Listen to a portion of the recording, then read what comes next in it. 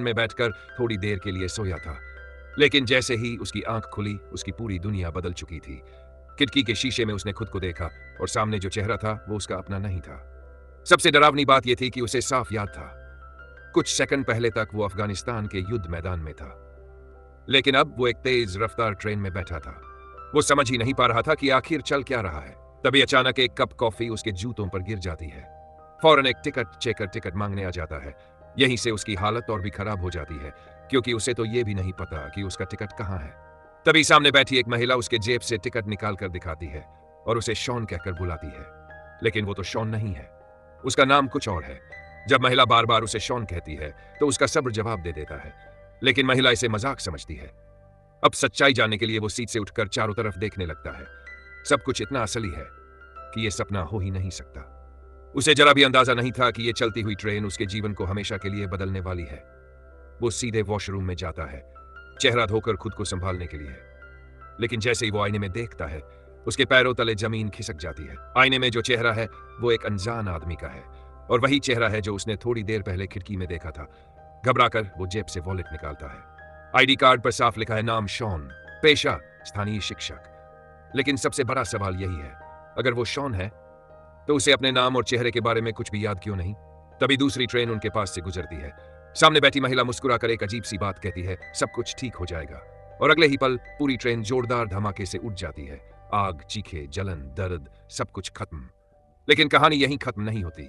जलने की भयानक पीड़ा के बाद वो अचानक एक अनजान जगह पर जागता है। सामने एक पुलिस यूनिफॉर्म पहने महिला खड़ी है। वो खुद को कोल्टर बताता है और पूछता है वो कहां है, उसके शरीर पर ये अजीब मशीनें क्यों लगी हैं। लेकिन महिला उसके सवालों का जवाब नहीं देती, बस इतना कहती है उसे फिर से उसी ट्रेन में जाना होगा और पता लगाना होगा कि बम किसने लगाया था। अगले ही सेकंड वो फिर उसी ट्रेन में जागता है। सामने वही महिला बैठी है, वही बातें, वही कॉफी गिरना, सब कुछ बिल्कुल पहले जैसा। अब कोल्टर समझ जाता है ये कोई साधारण सपना नहीं है। वो सामने बैठी महिला को छू कर देखना चाहता है, ये जानने के लिए कि ये हकीकत है या भ्रम। लेकिन तभी टिकट चेकर आकर उसे रोक देता है। इस बार कोल्टर ध्यान से हर यात्री को देखने लगता है। उसे लगता है जो इंसान समय को लेकर सबसे ज्यादा बेचैन है वही बम रखने वाला हो सकता है। वो एक संदिग्ध आदमी पर शक करता है, लेकिन सामने बैठी महिला उसे रोक देती है। वो तो एक मशहूर कॉमेडियन है। अब कोल्टर पूरी ट्रेन में छानबीन शुरू कर देता है, हर बैग, हर सीट, हर कोना। काफी देर तलाशने के बाद भी कुछ नहीं मिलता। तभी उसके दिमाग में एक ख्याल आता है, अगर बम छिपाना हो तो सबसे सुरक्षित जगह होगी वॉशरूम। वो फिर से वॉशरूम में जाता है। बहुत देर तक तलाशता है लेकिन कुछ हाथ नहीं लगता। फिर उसकी नजर ऊपर छत के पैनल पर पड़ती है, जहां छेड़छाड़ के निशान दिख रहे हैं। वो सिंक पर चढ़कर ऊपर पहुंचता है और सच में वहां एक रिमोट कंट्रोल बम लगा हुआ है। वो किसी तरह बाहर मौजूद महिला अधिकारी से संपर्क करने की कोशिश करता है, शायद वो बम को डिफ्यूज करने में मदद कर सके, लेकिन कोई फायदा नहीं। अब समय बहुत कम है, बम को रोका नहीं जा सकता। तो कोल्टर फैसला करता है कम से कम इलेक्ट्रॉनिक डिवाइस बंद करवा दे, ताकि शायद सिग्नल ट्रिगर न हो। वो जोर से सबको आदेश देता है कि अपने फोन और इलेक्ट्रॉनिक डिवाइस बंद कर दें। कुछ यात्री उसकी बात मान लेते हैं, लेकिन कुछ लोग उसे पागल समझकर नजरअंदाज कर देते हैं। अब हालात हाथ से निकल रहे हैं और मजबूर होकर कोल्टर एक यात्री को घूंसा मार देता है। आगे क्या होगा? क्या वो इस बार ट्रेन को बचा पाएगा या फिर वही धमाका दोबारा होगा?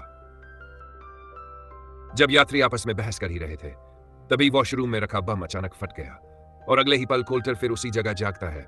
वही कमरा, वही मशीनें, वही महिला अधिकारी। अब वो इस मौत के चक्र से पूरी तरह टूट चुका था। बार बार मरना, फिर 8 मिनट पीछे लौट जाना। उसका शरीर और दिमाग दोनों थक चुके थे। वो बस थोड़ा आराम चाहता था, लेकिन महिला अधिकारी उसे याद दिलाती है उसके कंधों पर सैकड़ों लोगों की जान टिकी है। असल में वो ट्रेन धमाका हकीकत में हो चुका है। सुबह 7 बजे के बाद ट्रेन उड़ा दी गई थी और उसमें बैठा एक भी यात्री जिंदा नहीं बचा। जिस शॉन की पहचान में कोल्टर जा रहा है वो उन्हीं मृत यात्रियों में से एक है। अब मिशन साफ था, बम रखने वाले को पहचानो ताकि असली दुनिया में अगले हमले से पहले उसे पकड़ा जा सके। अगले ही सेकंड उसे फिर ट्रेन में भेज दिया जाता है, धमाके से ठीक 8 मिनट पहले। इस बार कोल्टर तय करता है अगर ये 8 मिनट ही उसकी दुनिया है तो वो इन्हें अपने हिसाब से इस्तेमाल करेगा। वो खुद ही 8 मिनट का काउंटडाउन सेट कर लेता है। इतनी बार दोहरावे के बाद अब वो कॉफी गिरने से भी बच जाता है। इस बार उसकी नजर एक ऐसे आदमी पर पड़ती है जो वॉशरूम से निकलता है और अजीब तरह से घबराया हुआ लगता है।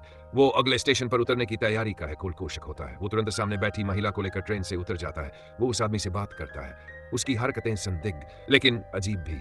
जैसे ही वो आदमी भागने की कोशिश करता है, कोल्टर उसका बैग छीनने की कोशिश करता है। दोनों में हाथापाई शुरू हो जाती है और उसी पल दूर ट्रेन में धमाका हो जाता है। स्पष्ट है यह आदमी बम रखने वाला नहीं था। कोल्टर निराश होता है और तभी वो आदमी उसे लात मारकर पटरी पर गिरा देता है। अगले ही सेकंड सब कुछ फिर से रीसेट। फिर वही 8 मिनट। अब कोल्टर तय करता है कि उसे हथियार चाहिए। उसे याद है कि दूसरी मंजिल के स्टोरेज में एक सैनिक का पिस्टल रखा है। अगर उसके पास बंदूक होगी तो जांच आसान हो जाएगी, लेकिन इस बार वो जल्दीबाजी कर देता है। सैनिक उसे पकड़ लेता है। गिरफ्तार होते ही वो पूरी तरह बेबस हो जाता है और फिर वही आखिरी शब्द, सब कुछ ठीक हो जाएगा। धमाका, अंधेरा और फिर वही कमरा। अब कोल्टर का सब्र पूरी तरह खत्म हो चुका है। उसे मिशन से ज्यादा एक ही चीज चाहिए, अपने पिता से आखिरी बार बात करना। इसी बीच उसकी नजर महिला अधिकारी के कंधे पर लगे बैज पर जाती है। वो उस निशान को अपने दिमाग में बैठा लेता है। अगली बार ट्रेन में लौटते ही वो कागज पर वही निशान बनाकर सामने बैठी महिला से पूछता है क्या वो इसके बारे में जानकारी निकाल सकती है। वो झूठ बोलता है कि ये उसके दोस्त का निशान है। यात्रियों से पूछताछ के दौरान उसे पता चलता है कि यह बैज एक सैनी बेस का है। वो बेस को कॉल करने ही वाला होता है कि अचानक महिला अधिकारी एक जानकारी निकालती है। कोल्टर नाम का एक सैनिक 2 महीने पहले अफगानिस्तान में मिशन के दौरान शहीद हो चुका है। यह सुनकर कोल्टर का दिमाग सुन्न पड़ जाता है। क्या वो मर चुका है? उसी पल ट्रेन का दृश्य धुंधला पड़ने लगता है और वो फिर उस कैप्सूल जैसे कमरे में लौट आता है। अब वो सच्चाई जानने के लिए महिला अधिकारी ग्वेन से सवाल पर सवाल करता है। आखिरकार ग्वेन सच बता देती है। अफगानिस्तान में मिशन के दौरान कोल्टर की मौत हो चुकी थी। उसका शरीर लगभग नष्ट हो गया था। सिर्फ उसका दिमाग का एक हिस्सा अब भी सक्रिय है और जो कुछ वो महसूस कर रहा है वो सब उसकी चेतना की बनाई हुई वास्तविकता है। वो ट्रेन, वो 8 मिनट, सब एक प्रोग्राम का हिस्सा है। इस प्रोजेक्ट का मकसद है उसकी चेतना को इस्तेमाल करके असली दुनिया के अपराधियों को पकड़ना। तभी ग्वेन का वरिष्ठ अधिकारी स्क्रीन पर आता है। वो कहता है मरने के बाद भी देश की सेवा करना सम्मान की बात है, उसे मिशन पूरा करना ही होगा। और फिर कोल्टर को दोबारा ट्रेन में भेज दिया जाता है। यह चक्र चलता रहता है, बार बार दर्द, मौत, रीसेट। आखिरकार जब कोल्टर मिशन से इंकार कर देता है तो ग्वेन भी टूट जाती है। उसे मजबूर होकर एक आखिरी दांव खेलना पड़ता है। वो कोल्टर के पिता की रिकॉर्ड की हुई आवाज चला देती है। अब सवाल यह है, क्या यह आवाज कोल्टर को फिर से मिशन के लिए तैयार कर पाएगी या वो इस अंतहीन चक्र से हमेशा के लिए बाहर निकलने का रास्ता ढूंढ लेगा? पिता की रिकॉर्डिंग में जब कोल्टर यह सुनता है, मुझे लगता है यह उसका तीसरा टूर था। मैं नहीं चाहता कि वो फिर वापस आए। वो घर नहीं आ सकता, वो मुझसे बात नहीं कर सकता। इन शब्दों ने कोल्टर को अंदर तक झकझोर दिया। उसकी आंखों में फिर से वही सैनिक वाली दृढ़ता लौट आती है। वो खुद आगे बढ़कर कहता है उसे एक आखिरी बार फिर ट्रेन में भेज दिया जाए। इस बार वो हर हाल में बम लगाने वाले को पकड़ लेगा। अब तक वो अनगिनत बार ये 8 मिनट जी चुका था, इसलिए इस बार सब कुछ उसके लिए आसान था। वो चतुराई से सैनिक से बचकर उसकी पिस्टल ले लेता है, फिर सीधे वॉशरूम पहुंचकर बम से जुड़ा मोबाइल निकाल लेता है। कॉल लॉग में सिर्फ एक नंबर सेव था। अब योजना साफ थी, वो उस नंबर पर कॉल करेगा। ट्रेन में जिस किसी का फोन बजेगा वही असली अपराधी होगा। कुछ ही सेकंड में उसे एक जाना पहचाना चेहरा दिखाई देता है जो बार बार अपने फोन की तरफ देख रहा है। कोल्टर धीरे धीरे उसका पीछा करता है। वो आदमी अपना वॉलेट जानबूझकर दूसरी बोगी में गिरा देता है। कोल्टर उसे उठाकर देखता है।